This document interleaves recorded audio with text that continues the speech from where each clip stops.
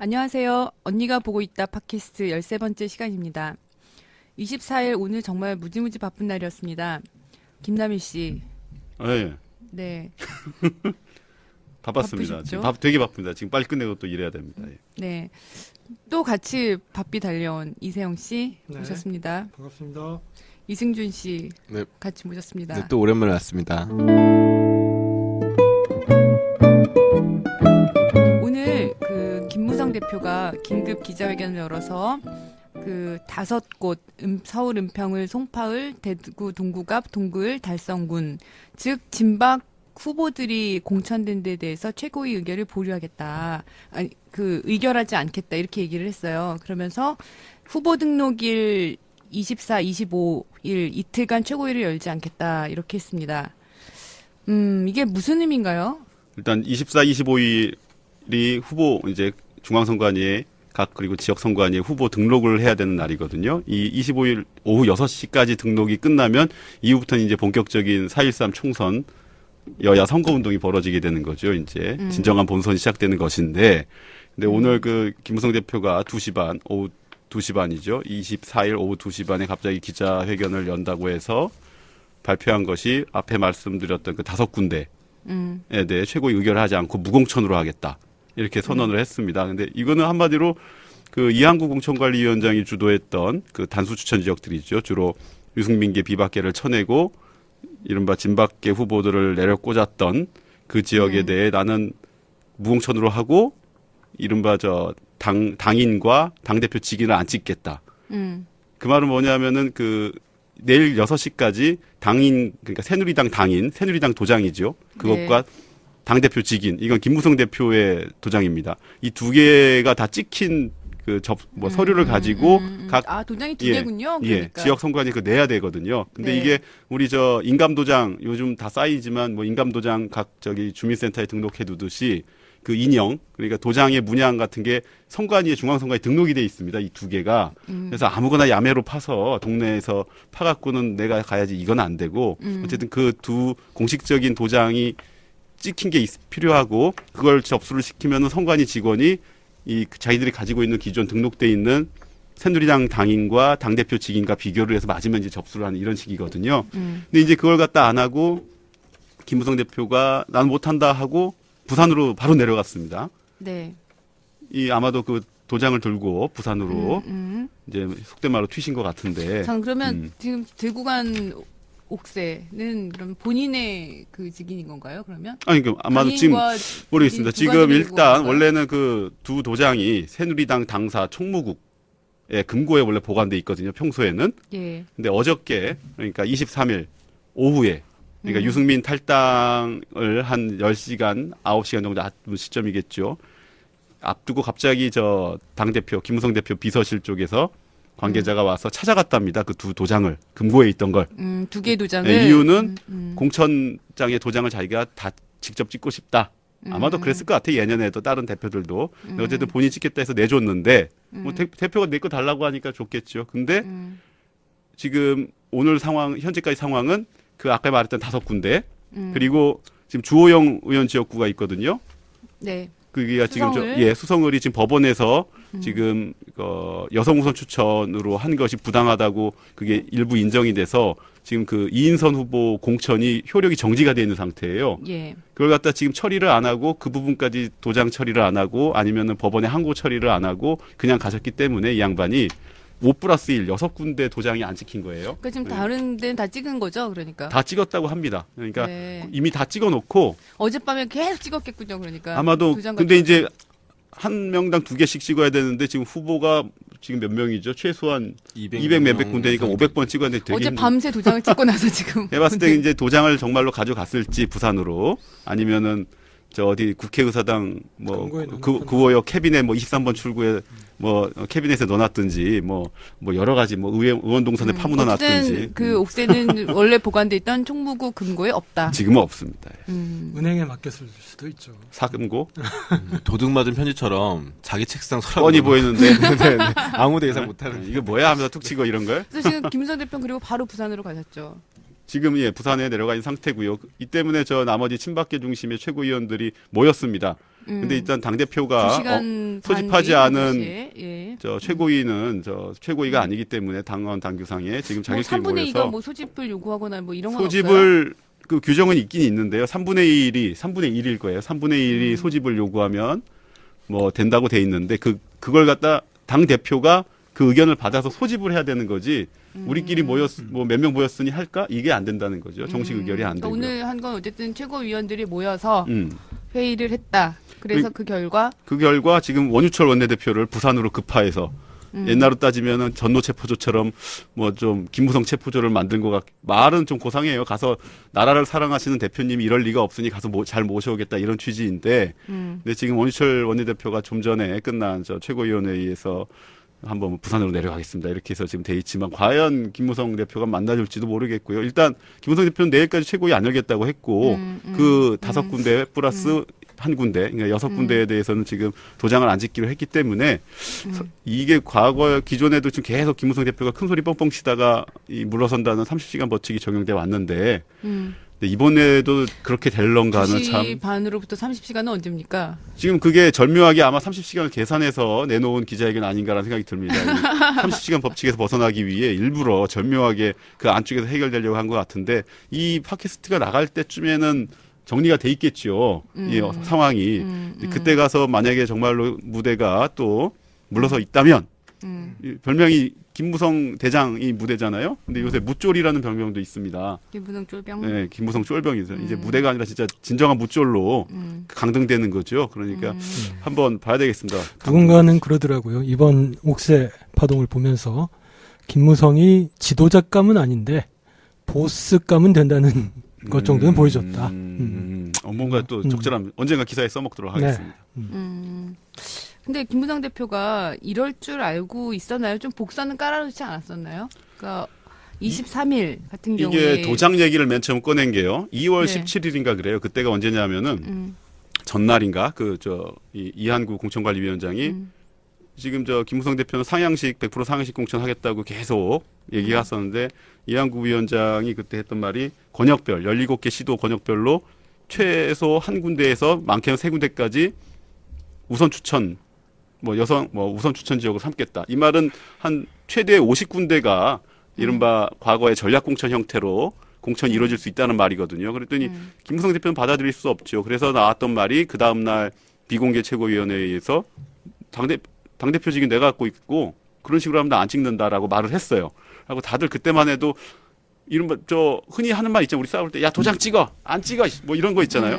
이제 그 정도의 어떤 좀 이 투정 아니면 허풍 설마 뭐 협박. 네, 협박까지는 아니고 그때까지만 해도 또 공직선거법에 도장을 안 찍으면은 이게 효력이 있냐 없냐까지도 사실 별로 인지가 없었거든요. 그거의 중요성을 무슨 도장 타령이야 이랬는데 그 뒤에 또 한 번 말했어요. 그 2월 말에 그 40명 살생부 파동이 터졌을 때 그때 정두원 의원한테 김무성 대표가 야 너 저 그런 식으로 공천 배제되면 내가 너 도장 안 찍을 거야 이렇게 말을 했다는 거죠. 정두원 의원 전언에 따르면 그리고 그때도 무슨 도장이 벼슬인가 했는데 이제 점점 도장으로 몰려가는 도장이 중요하긴 한가 보다라고 해서 이 선거법 열심히 찾아봤더니 공직선거법에 실제 그게 없으면은 접수가 안 되고 요 야당 저 기자들이 좀 설명해 주겠지만 과거에 저 야당에서도 이 옥새 파동이 한번 세게 있었잖아요. 서로 새 도장 파고 난리치고 이걸 봤을 때 이게 간단치 않은 거구나. 이게 이제 한 달 40일 정도 지나서 오늘 이한구 공천관리위원장이 오전에 그냥 공관위 업무 심하이 했거든요. 혼자 나와서. 공관위원이 11명인데 요즘 상황이 워낙 안 좋으니까 유승민 탈당 무소속에 이어 이한구가 다 말아먹고 청와대 오도받고 했다. 이게 비판이 너무 많으니 다른 공관위원들 10명을 빼고 자기 혼자 나와서 공관위 업무 그동안 뭐 이렇게 했으면 뭐 하면서 뭐 유승민 의원 욕하고 당대표와의 갈등도 뭐 결국에는 새로운 공천 시스템을 만들기 위한 개혁이었다라고 둘러치고 심하이를 선언해 버리니까 혼자서 김 대표로서는 이제 당대표를 당대표 직인을 들고 저 부산으로 튈 수밖에 없고요. 그리고 친박계 최고위원들은 김무성을 잡아라 해서 체포조 만들어서 부산으로 급파할 수밖에 없고 아마 지금 청와대에서도 박통께서 지금 전군 경계 태세를 오늘 강화했지 않습니까? 그걸 예상한 예상한 거죠. 지금 각 검문소마다 지금 지금 김무성 대표에 대한 지금 검문 검색이 실시되고 있을 가능성도 있고 소지품 불신 검문하면 일단 가방 열게 하잖아요. 아마 소지품 검사도 하고 있을 것으로 봅니다.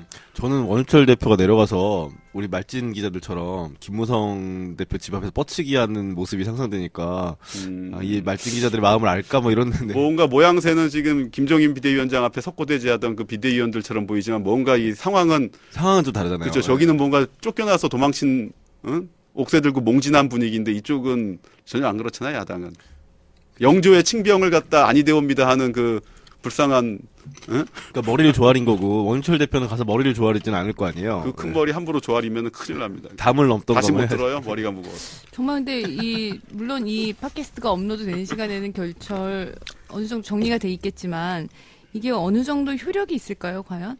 일단 5곳 여기 진짜 무공천하면 어떤 일이 벌어지나요? 지금 야당이 이기는 곳이에요? 5+1이었잖아요. 그러니까 근데 네. 그중에 5곳이 지금 대구죠. 네. 그거는 무공천했을 때 만약에 저 4.13 총선 밤에 이제 총선 당락 뚜껑을 딱 열어봤더니 한 뭐 5군데 차이로 뭐 과반이 안 되거나 새누리당이 그럼 뭔가 상징적 숫자는 될 수 있어요. 과반이 안 됐다. 근데 결국 찾아올 5석이잖아요. 대구는 거기에 지금 현재 상황이 김 대표가 도장을 안 찍으면은 기존에 그 새누리당 후보로 단수 추천됐던 사람들은 못 후보 등록을 나가죠. 못 해요. 그렇죠. 또 탈당 무소속도 출마도 못 합니다. 지금 공직선거법에 따라. 그러니까 오히려 낙천시켰던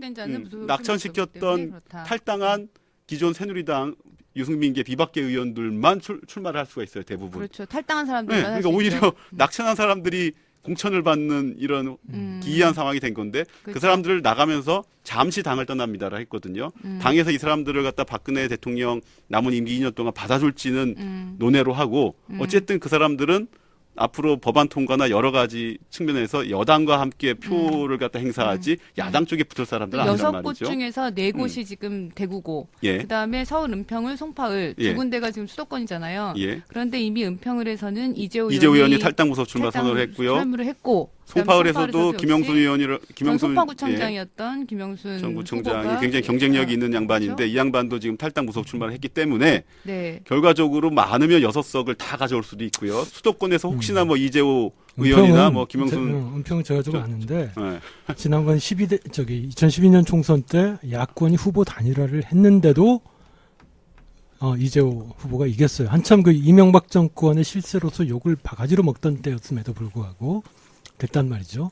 이번엔 무난히 될 겁니다. 왜냐하면 국민의당이 지금 관려져 후보를 따로 낸 상태이기 때문에 정의당 후보까지 있죠. 야권이 그렇죠. 세 군데에서. 그러니까 지금 결국 은평을 송파을 모두 잠시 당을 떠난 분들에게 돌아갈 것이 그러니까 오히려 유력해 저는 보이기 때문에 김무성 대표가 원래 지금 거기가 그 다야 지역으로 분류됐었는데 순식간에 김무성 대표의 이 도장 들고 튀어라 때문에 다시 일여 다야 구도로 바뀌는 놀라운 비슷한 승부수라고나 그렇죠. 할까요? 네.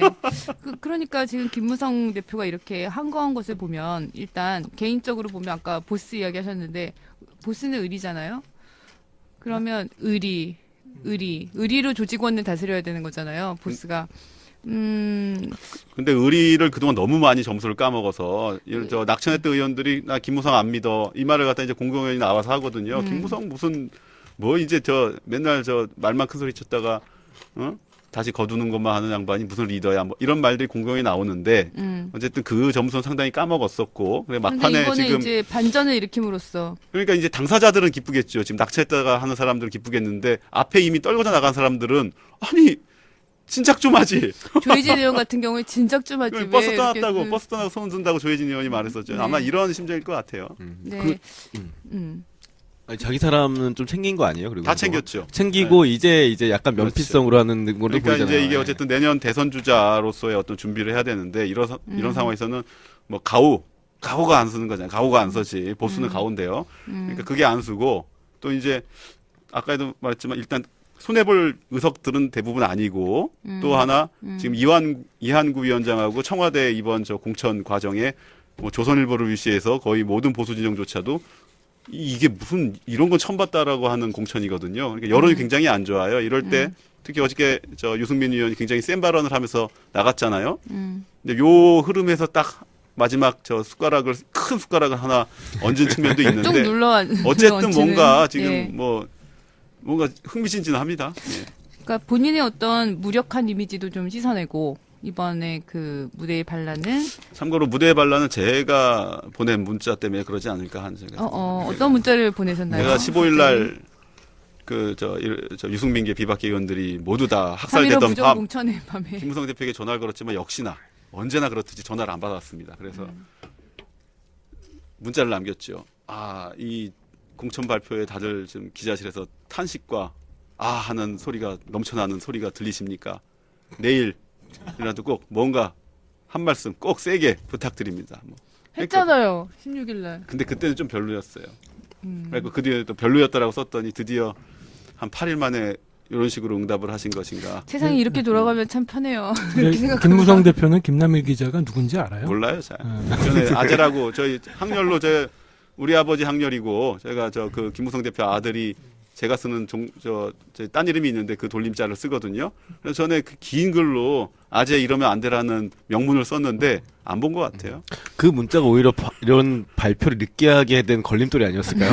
오히려 한겨레 기자가 이렇게 얘기하신데 심지어 며칠 전에 국회 보여줬잖아요, 사진. 국회 그 의사당 앞에 그 넓은 잔디밭에 딱 저 멀리서 한 100m 뒤에서 봤는데도 누군가 이 쓸쓸한 남자 둘이 조용히 걸어가는 게 있는데 봤더니 아무리 봐도 김무성 대표고 그런 거예요. 그래서 일단 뒷모습 사진을 찍고 접근했더니 역시나 김무성 대표가 밥 먹고 이렇게 뭔가 이 안 꼬이는 뭔가 이 꼬이는 상황을 갖다 어떻게 생각이 있으신 건지 없으신 건지 놀고 있더라고요. 걷고 산책을. 그래서 인사만 하고 한 다음에 나중에 또 그 뒷모습 사진을 문자로 보내줬죠. 또 아유, 뭐, 굉장히 지금 살뜰하게 아유, 무대를 뭔가, 보살피시는 답 그런. 없어요.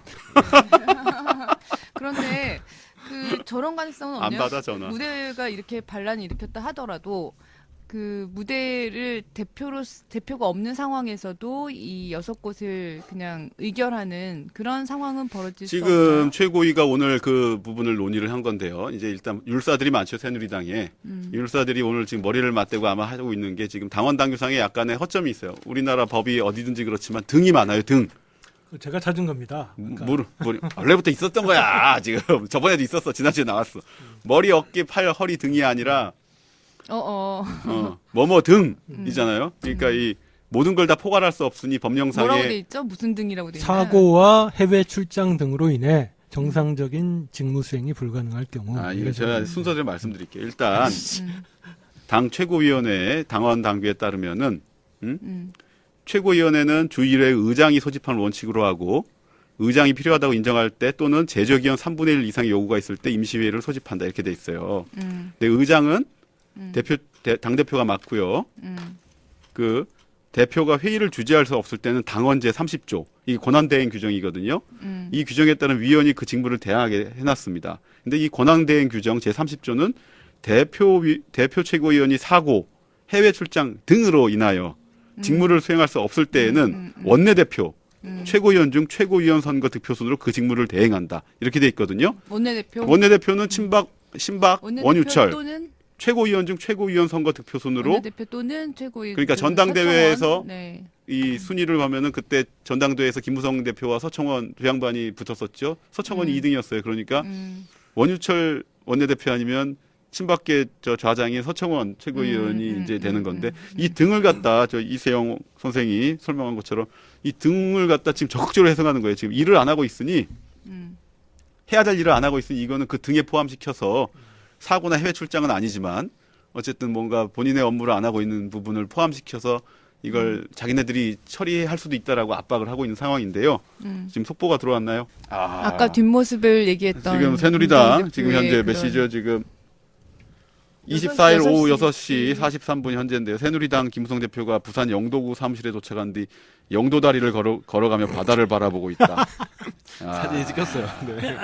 그러니까 잠적이 아니고 이것은 그냥 시위네, 시위. 시위죠. 네. 옛날 2013년에 재보선 때 김무성 대표가 선거하면서 했던 말이 영도다리 빨리 영도다리로 오라. 아니 원유철. 아무도 건너오지 말라고 했는데 아마 오늘도 지금 원유철 너도 영도다리 건너오면은 어떻게 그런 말 안 되지 어떻게 된다라고 지금 경고하는 거 아신지 지금 네.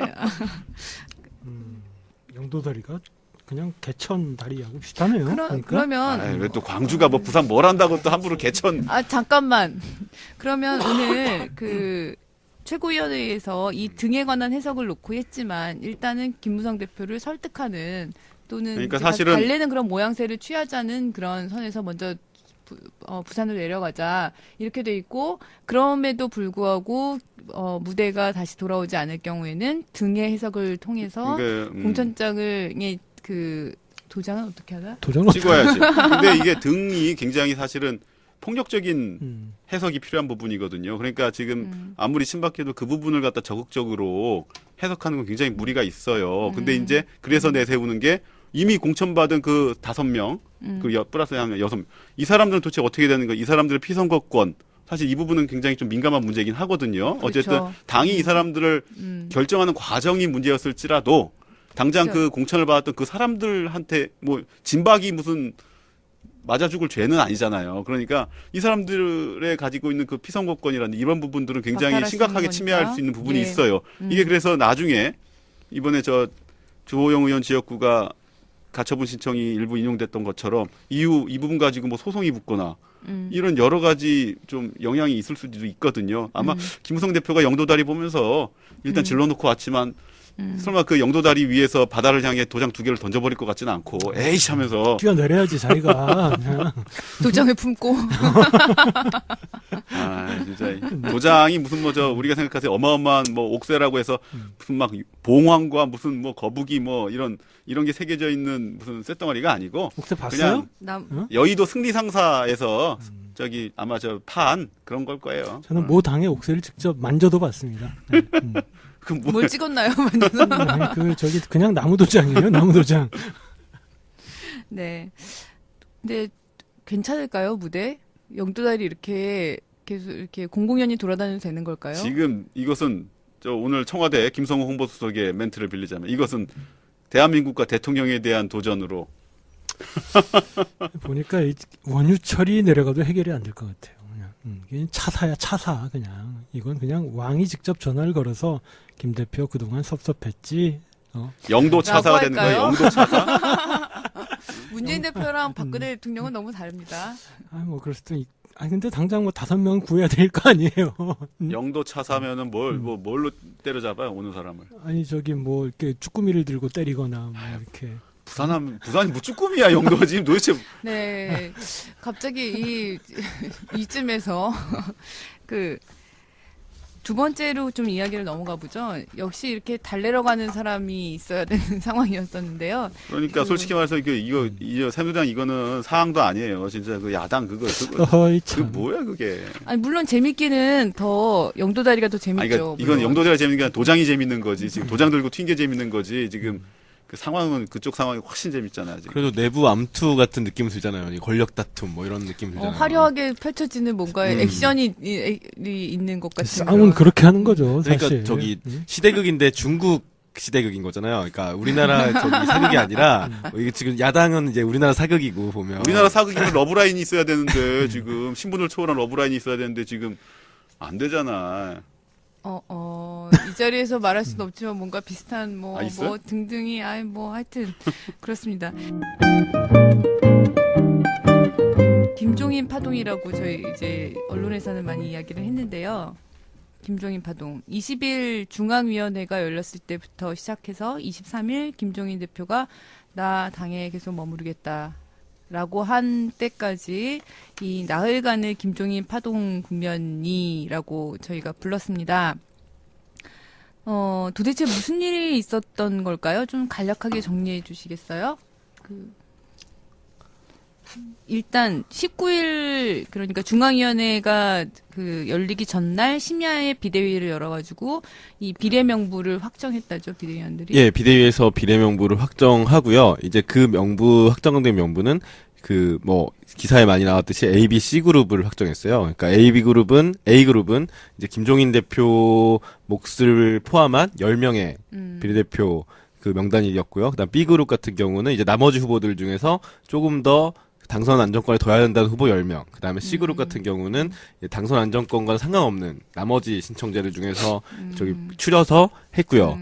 이날 이제 이게 20일 날 중앙위원회에 제출이 된 거죠. 근데 이제 일단 저기 김종인 대표가 비례대표 2번을 받으면서 셀프 공천 논란이 불거졌고요. 그 다음에 그 1번으로 임명한 박경미 교수가 수학교육과 교수가 홍대 수학과 교수가 그렇죠. 예, 과거에 제자 논문을 그대로 베껴서 학술지에 실은 것이 바로 공개가 되면서 이제 중앙위 분위기가 조금 달라지기 시작해요. 그러니까 세 가지죠. 하나는 셀프 공천했다, 칸막이 비례 명부를 네, 만들었다, 네, 네. 자의적으로 그리고 추천한 인물들이 문제가 있다.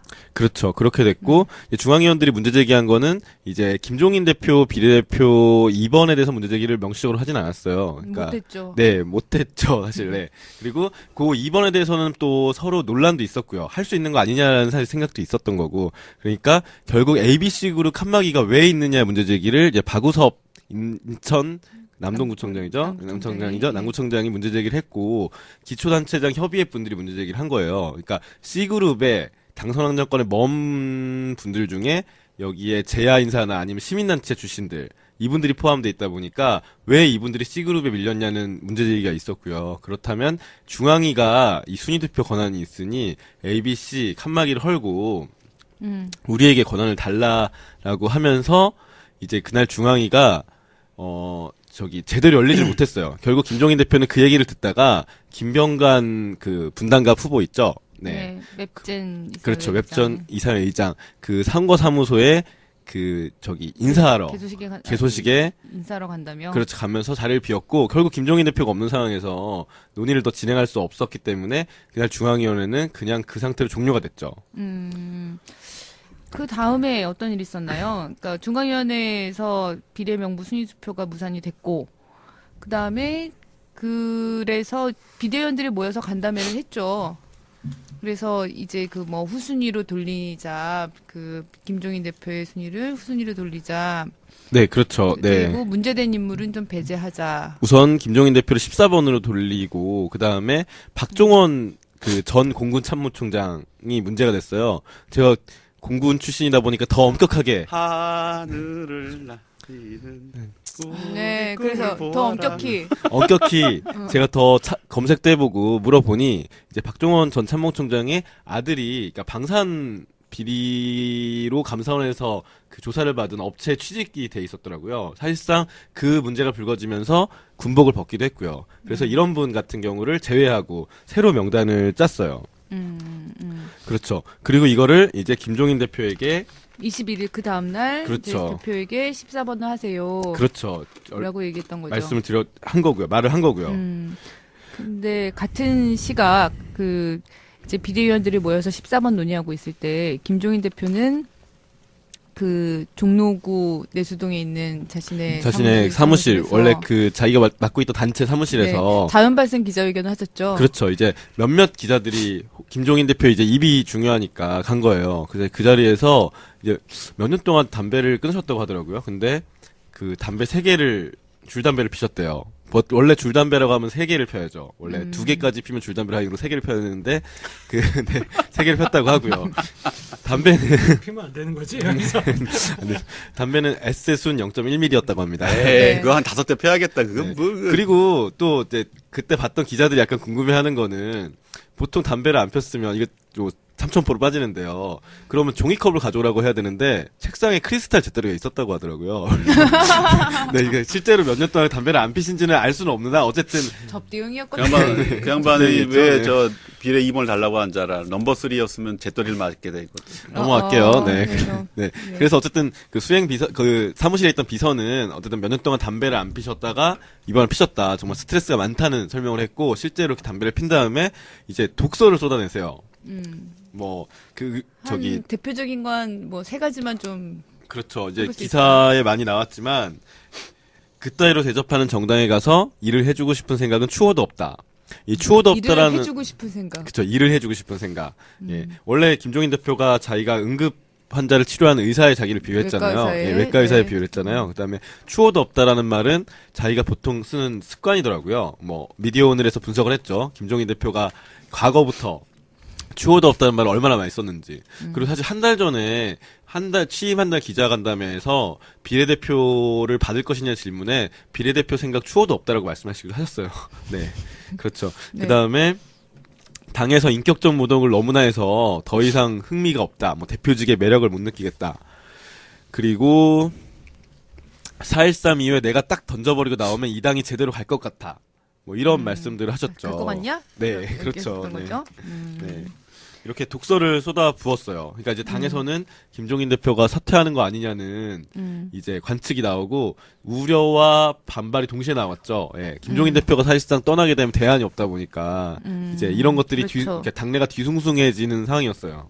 왜 추워도 없다 그랬겠어요. 지금 봄이잖아요. 아. 추우면 가을털인데, 응? 지금 그래서 봄이니까 이제 말이 바뀐 거지. 부산으로 보내야 될 것 같아요. 김부산 대표를 가 만나게. 빨리. 원희철 대표 영도 찾아서 달려 원희철 영도 대표 달려 찾아서. 빨리 보내야 되죠. 22일 그래서 중앙위원회가 원래 3시에 열리기로 했다가 네. 김종인 대표가 뭐 이렇게 여러 가지 움직임이 있고 또 오시니 안 오시니 하면서 비대위도 또 정리를 해야 될 거예요. 결국에는 8시 20분쯤 그렇죠. 시작을 했죠. 네, 그렇게 했고 근데 그- 이제 네. 예, 그다음 설명 중 이거 복잡한 얘기예요. 사실은 뭐 네. 대표 몫이 7명이고 4명이고 되게 복잡한데 네. 이세영 씨 아주 빠르게 좀 설명 좀 확 뛰게. 뭐예요? 대표 몫은 그러니까 4명인 거가 맞아요? 아니 뭐 굳이 신문에 난 걸 굳이 여기서 얘기할 필요가 있어요? 근데 지하에 거절하는 이거는 정말 추워도 용서할 수가 없네. 근데 이게 대표 몫이라는, 우리가 이제 편의적으로 몫이라는 표현을 쓰긴 하지만, 네. 정말 너무 좀 웃긴 거 그러니까 아니야? 당원에 비례대표 후보를 할 때 이제 당 대표가 지명할 수 있는 뭘 100분의 20 뭐 우선순위라는 표현을 쓰고 당선 안정권을 쓸 20%를 예, 줄 수 있다라고 줄 돼 수 있어요. 있다고 돼 있어요. 그래서 이제 이거부터 논쟁이 붙기 시작했던 거예요. 김종인 대표에게 20%를 주는 게 3명이냐 4명이냐. 이제 전체 모수를 어떻게 하냐. 이런 문제부터 논쟁이 시작됐고 또 칸막이를 헐 것이냐 말 것이냐.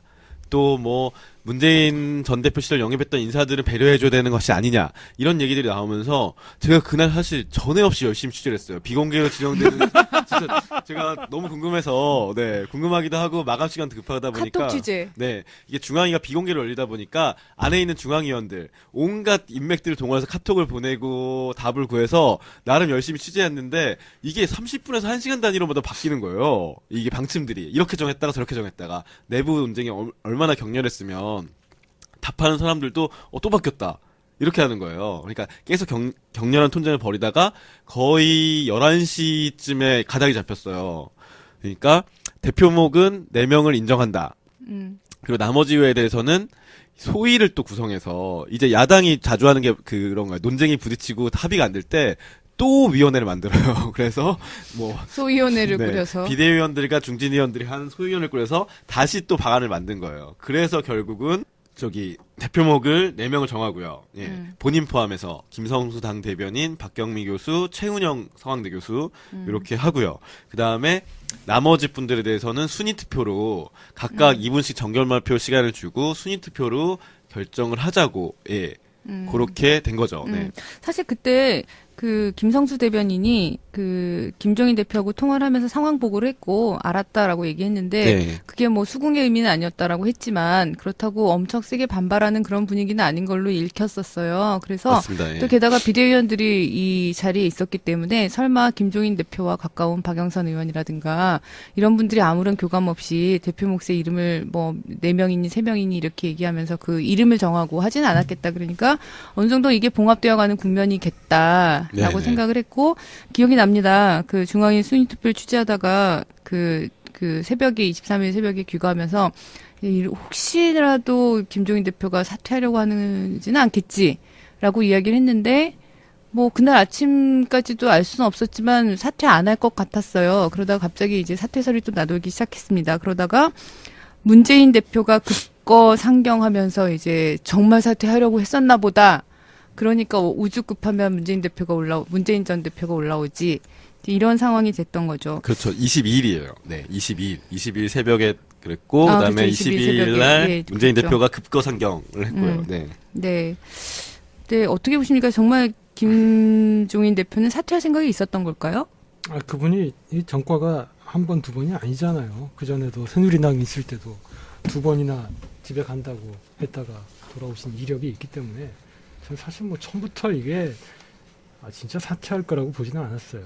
그러니까 적당히 좀 이렇게 으름장을 놨다가 들어다 좀 놨다 뭔가 좀 하더라고. 모양새를 갖춰서 이렇게 고개를 숙이면 들어가겠거니 그렇게 생각을 했죠. 근데 왜 그렇게 그 김종희 대표는 경로했던 걸까요? 이 비례대표 2번을 노욕이라고 표현한 데 대해서 기분이 나빴다. 이렇게 이야기하는데 그것 말고도 여러 가지가 있었겠죠. 또는 분노가 야당의 네. 체질에 대한 회의 뭐 이런 것들이 있었던 걸까요? 김종인 대표는 어느 정도 중앙위 순위 투표가 진행되는 것을 알았고 묵인한 셈이었는데 이렇게 그 다음날 아침 사퇴설이 나오고 그리고 당무를 거부하느니 마느니 이런 이야기가 나왔던 것은 왜 그랬을까요?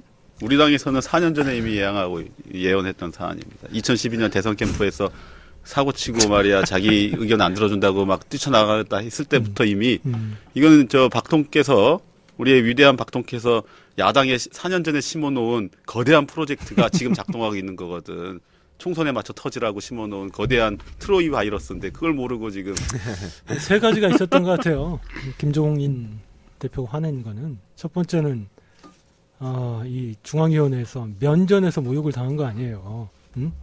자기는 일종의 왕인데 이른바 당상관도 못 되는 이 듣보잡들이 면전에서 그냥 뭐 이 당신 17번 가라 뭐 이 당원 일반이다 이러니까 열이 받은 거죠. 왕으로서는 이걸 하기가 쉽지 않았던 거고 두 번째는 같은 편을 들어줄 줄 알았던 비대위원들 가운데 아무도 입을 열지 않았어요. 그러니까 비대위원들 가운데 그 자리에 중앙위원회에 있었던 사람이 한 2사람밖에 없었다고 해요. 근데 누구도 그 자기들이 그 중앙위에 올린 비례대표 그 공천안에 대해서 설명을 하지도 않고 침묵을 지켰고 세 번째는 이제 문재인 전 대표에 대한 이 불만이죠. 야, 당신이 나 올 때 전권을 준다고 하지 않았냐?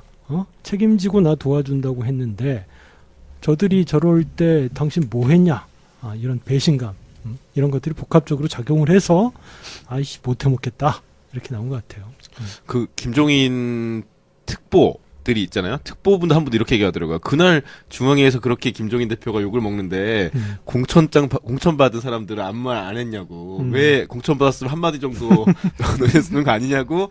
약간 보훈을 해야 네, 그런 똥 누러 갈 때 하고 똥 네. 넣고 나온 비가 다른 그러니까 거죠. 새누리당 그렇죠. 친박계들이 김종인 저 비대위원장이 저쪽 갔을 때 야당에 갔을 때 충분히 계속 예언했었어요. 저 트로이 양반 목마다 저 양반 저 간단치 않다. 자기가 바라는 것만큼 안 들어주면은 나가겠다고 하는 게 한두 번이 아니었고. 그러니까 어쨌든 그때 노선 싸움이고 뭐 여러 가지 그때 이항구 원내대표 시절이었고 이 양반과 이항구도 경제통, 김종인도 경제통이잖아요. 둘이 뭐 여러 가지 충돌하는 게 많았지만 그 이항구와의 관계 말고 다른 저 당내 캠프나 이런 거 관계에서도 계속 엇박전하고 충돌하고 내가 말한 건 100% 다 가져가야 되고 너희들은 무조건 잘못했고 이게 여러 가지 겹쳤었던 거예요. 근데 이제 그걸 보면서 야당 아마 저 쉽게 가진 않을 거라고 했었거든요. 근데 이제 그게 뭐 정확하게 맞아 들어간 거죠, 지금. 근데 이게 가장 무서운 게 이게 나 떠난다? 이건가 봐요. 그리고 문재인 대표가 그날 와서 사과가 아니라 이제 당을 떠나지 마시고 대표직 유지하시라며 활용점정을 찍어달라며 그 간곡히 부탁을 했다는데 이성 씨 이 부분 좀 취재를 많이 하셨잖아요. 그 당시에 문재인 전 대표하고 김종인 대표가 1시간 정도 그 구기동 자택에서 김종인 대표의 자택에서 무슨 이야기를 나눴던 건가요? 주로 이제 문재인 대표가 야단을 맞았던 것 같아요. 김종인 대표는 문재인 대표한테 서운한 게 굉장히 많았고 그날 이제 그 쏟아부은 말의 요지는 뭐 대충 이랬던 것 같아요. 그러니까 내가 이런 상황 예상하고 안 오겠다고 했잖냐. 그때 네가 뭐라 그랬냐. 내 사람 하나 없이 당에 들어가서 무슨 일을 할 수 있겠냐 했더니 전권을 드리겠다. 내가 돕겠다. 책임지겠다. 이렇게 했던 거 아니냐. 근데 이번에 당시 한 게 뭐냐. 이렇게 굉장히 이제 그 화풀이를 한 거죠. 그러니까 이제 문 대표는 그 문 대표 발언이 이렇게 몇몇 언론에 난 게 있어요. 뭐 부산에서 뭐 비례대표 2번으로 나라도 모셨을 거라는 등 이런 얘기를 한 적이 있었거든요. 근데 그 얘기를 하셨나 봐요. 제가 언론 인터뷰에서 박사님한테 그렇게 힘을 실어주지 않았냐. 오해와 노여움을 푸시라 했더니 김종인 대표는 야 상황 다 끝난 뒤에 그게 무슨 립 서비스가 뭔 소용이 있냐. 화를 풀지 않았다 그래요. 네. 그러면서 사모님도 네. 같이 함께 가세를 하셨다고. 예, 사모님이 한 1시간 얘기하는데 40분을 김종인 대표의 사모님이 상당히 강하신 분이더라고요. 김미경 여사님께서. 전 잘 모르는데 아무튼 그렇대요. 예, 그분이 이렇게 기가 세신가 봐요. 예. 근데 뭐 셀프 비례 그래갖고 그때 제가 셀프는 얘가 아니다 뭐 그랬지만 사실은 저 사실상의 당 대표가 그러면 누가 저 또 공천을 줘 비례를 자기가 하는 거지 뭐 다 셀프지 뭐 어떻게 뭐 내가 할까 내가 도장 파서 해요?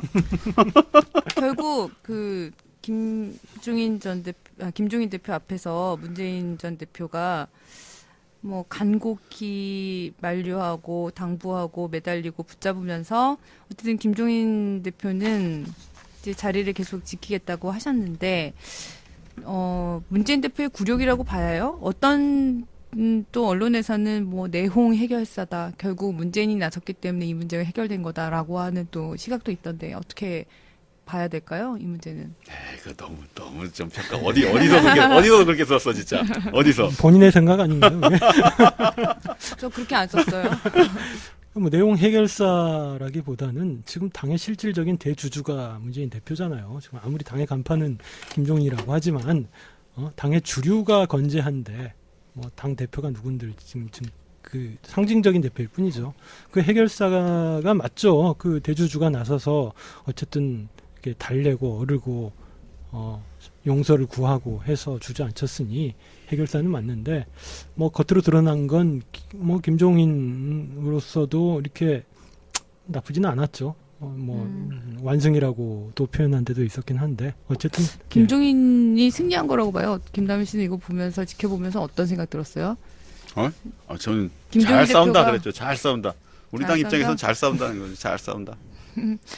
본인은 어쨌든 비례 2번 받았는데 자기가 이렇게 정해놓은 그 수권 정당을 향한 인물의 진용 뭐 이런 것들은 사실 뭐 실패했다라고 봐야겠죠. 그 부분에 대해서는. 네. 실패한 것 같지만 저는 이걸 계기로 이제 총선 이후에 하나의 포석이 된 것 같아요. 자기가 어떻게 활동할 거고 총선 이후에 어떻게 할 건지 이번에 예고를 한 것 같다는 생각이 드는 게 이제 그 23일이었죠. 23일 2시에 이제 자기가 이제 당에 남겠다고 하면서 기자회견하면서 정체성 얘기를 하잖아요. 너희들 정체성 얘기하는데 난 니네들의 정체성이 뭔지 모르겠다. 라고 하면서 여야 모두 당 정체성이 아주 중요해. 그렇죠. 지금. 저는 근데 이게 총선 이후에 자기가 이제 대선과 수권 정당을 명분을 세우면서 이 당을 어떻게 바꿔갈 건지에 대한 그 단초를 어제 보여준 것 같긴 해요. 근데 이제 저는 의문이 드는 게 이번에 비례 김종인 대표가 내세운 10명, A그룹 10명이라는 탄압 봤을 때 이건 내부 사람들이나 아니면 뭐 야당 지지자가 아니더라도 그런 얘기가 나오더라고요. 사실상 새누리당 직능단체들 대표들 비례들과 다르지 않은 거예요. 이 사람들이 국회의원이 된다고 했을 때 그다지 뭐 인상적인 그렇지. 활약을 하거나. 근데 이제 교수들이 많았으니까요. 근데 저는 그게 김종인 대표가 얘기하는 수권 정당의 모습인지는 잘 모르겠어요. 현재로서는. 예. 그 사람들의 의원은 새누리당처럼 그냥 무색무취로 하는 사람들의 의원이 들어왔을 때 과연 이게 야당이 수권 정당을 가는 길인지는 여전히 의문이고 김종인 대표가 그거를 실패했다고 그 격려하는 것 자체는 저는 좀 문제가 있지 않나 이런 생각이 들더라고요. 보면 오히려 자기가 그거를 설득을 했어야죠. 이 야당의 복잡한 상황을 안다면 그 10명을 정말 절묘하게 짜갖고 이 야당의 강성 운동권들이라고 하는 사람들 또는 뭐 주류라고 하는 사람들이 다른 얘기 못하게를 하지 않았어야 되지 않나 이런 생각도 들긴 해요. 결과적으로는 얘기지만요. 어쨌든 저 팟캐스트를 많이 듣는 주로 야권 성향 이 시민들께 저 위안을 드리자면 굳이 이게 여론조사 전문가들한테 물어봤어요. 지금 이 새누리당의 이 공천 파동과 여기서 한참 저 야당이 점수를 따고 있다가 김종인 비례대표 파동 이거부터 시작해 이걸로 저 그동안 벌어온 점수 다 까먹은 거 아니냐 그랬더니 어쨌든 저 김종인 이 파동은 어쨌든 수도 국면으로 끝나갔고 그리고 이건 또 지역구가 아니라 비례라서 딱히 앞으로 관심사로 떠오를 것 같지 않다. 수도 국면이 20일 남았잖아요. 이제 그 다음부터는 다른 뭐 선거판 반면 새누리당의 지금 이 유승민부터 시작해 탈당은 이 사람들은 지역구로 탈당해서 나와서 계속해서 이슈가 되고 언론에서 부각되고 선거전에서 야당의 어떤 공격 소재로 활용되고 여당 지지자들의 결집을 막는 요소로 작용할 거다. 이런 말을 하더라고요. 그러니까 대체로 그러니까 뭐 이렇게 위안을 시켜주고 이제 또 이 역공을 하는 거예요. 저는 거기 동의하지 않는 게 여당 지지자는 뭔가 그 트럭만한 이 명분만 생겨도 다 결집을 해요. 하지만 야당 지지자들은 한번 실망하면은 투표장 안 가버리거든요.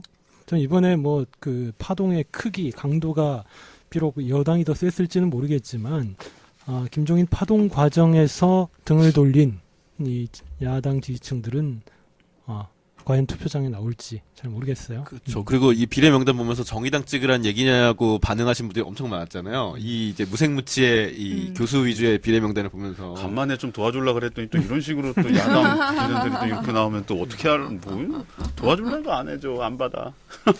네. 이 두 가지 그 각각의 다른 파동이죠.